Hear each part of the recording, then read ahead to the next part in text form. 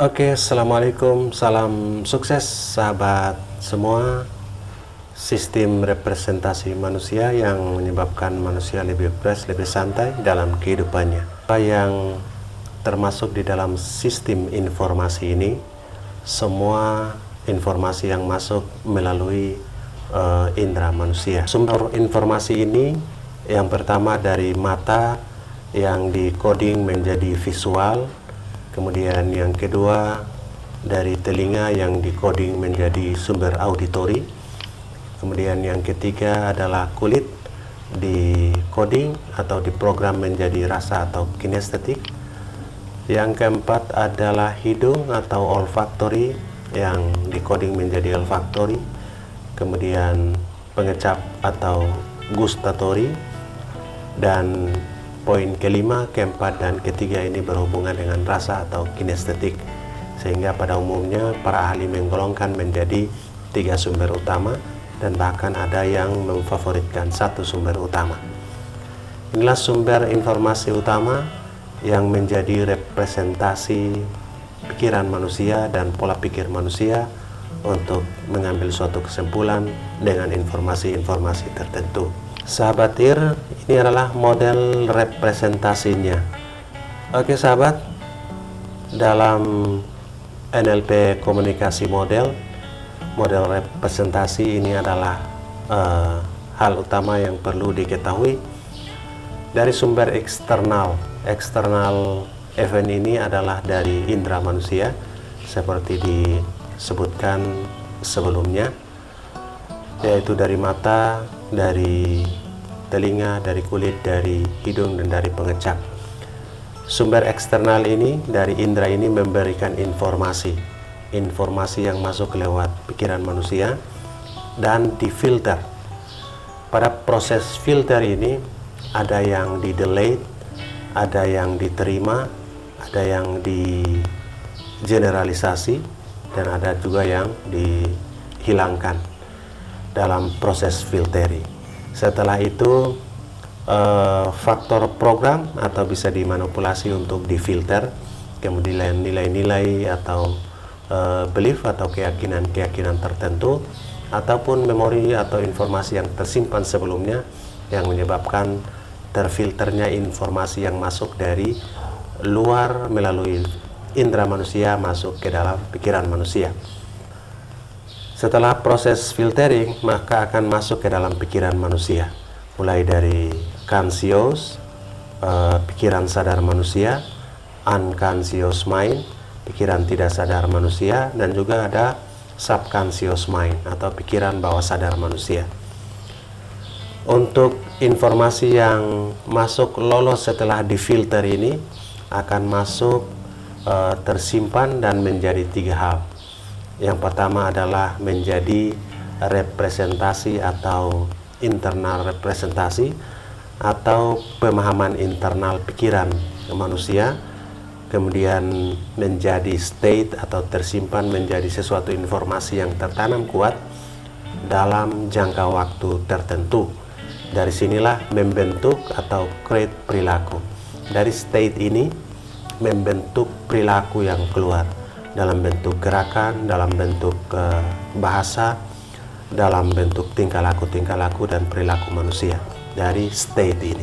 State ini terbentuk dari internal representasi yang masuk lewat pikiran sadar manusia, masuk ke pikiran bawah sadar manusia, bahkan pikiran sadar manusia lewat filter ini.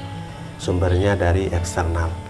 Inilah map manusia atau state yang tertanam, informasi yang tertanam ke dalam pikiran manusia yang akan menjadi awal atau cikal bakal manusia berperilaku karena ada state ini. State ini berasal dari indera manusia. Oke sahabat IR, dalam NLP ini yang pertama neuro atau neurologis, dalam bahasa medis mungkin sedikit berbeda definisinya.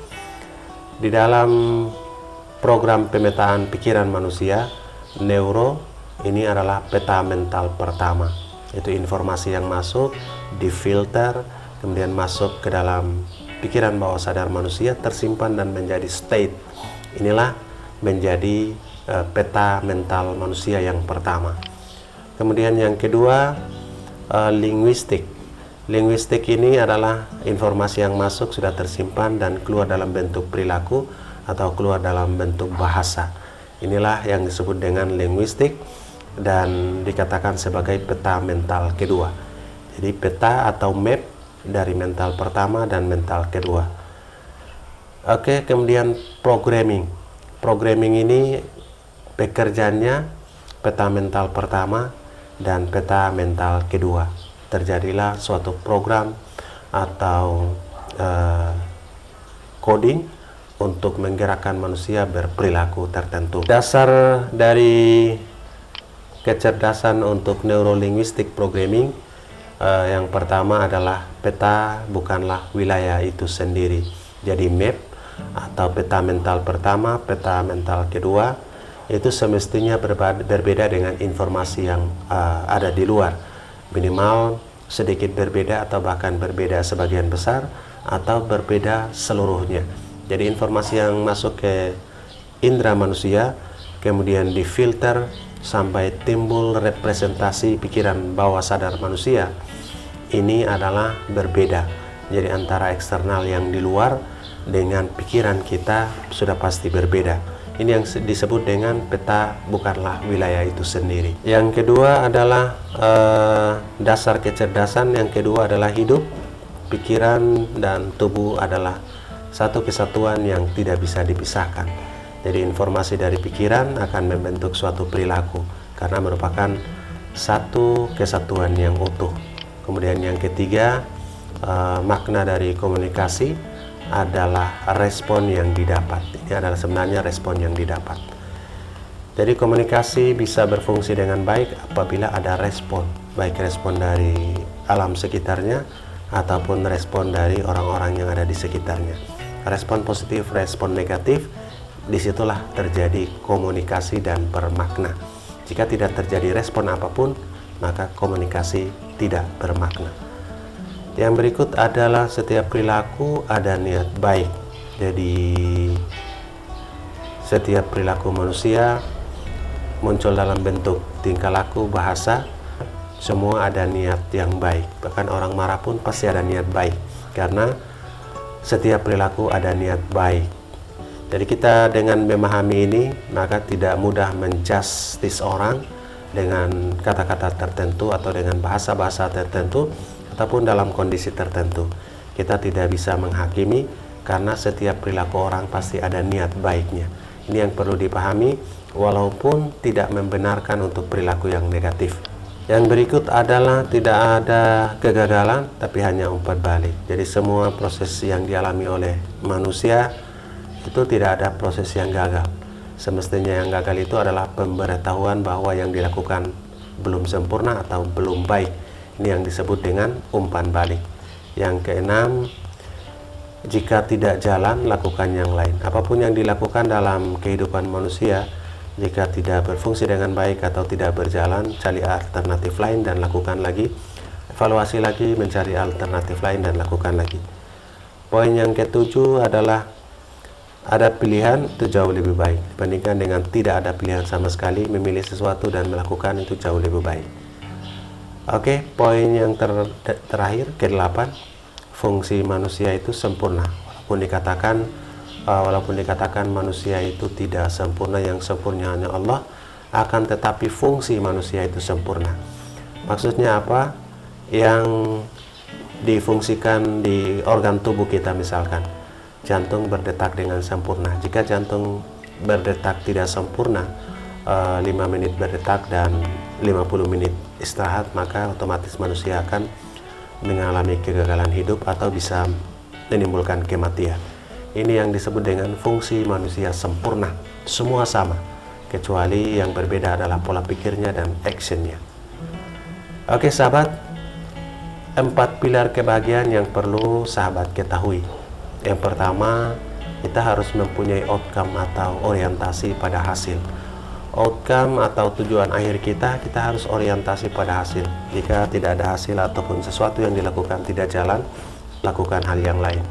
Dua adalah manfaatkan seluruh fungsi, apapun yang menjadi kelebihan, bakat, keahlian, kemudian sesuatu yang dimiliki baik tubuh fisik maupun tubuh mental kita manfaatkan untuk seluruh fungsi hidup. Yang ketiga adalah berperilaku yang fleksibel. Orang yang berperilaku fleksibel lah yang bisa bahagia dan sukses di titik manapun atau dalam kondisi apapun. Yang keempat adalah bangun hubungan atau connected, terutama dalam hubungan dengan memanfaatkan pikiran bawah sadar manusia atau hubungan dengan subconscious mind. Jadi sesuatu yang tidak terlalu nampak, tapi kita memahami bahwa manusia mempunyai energi yang bisa dimanfaatkan untuk membangun kebahagiaan. Oke sahabat Munir, itulah informasi dari membangun kecerdasan dan kebahagiaan. Terima kasih, semoga bermanfaat. Assalamualaikum warahmatullahi wabarakatuh.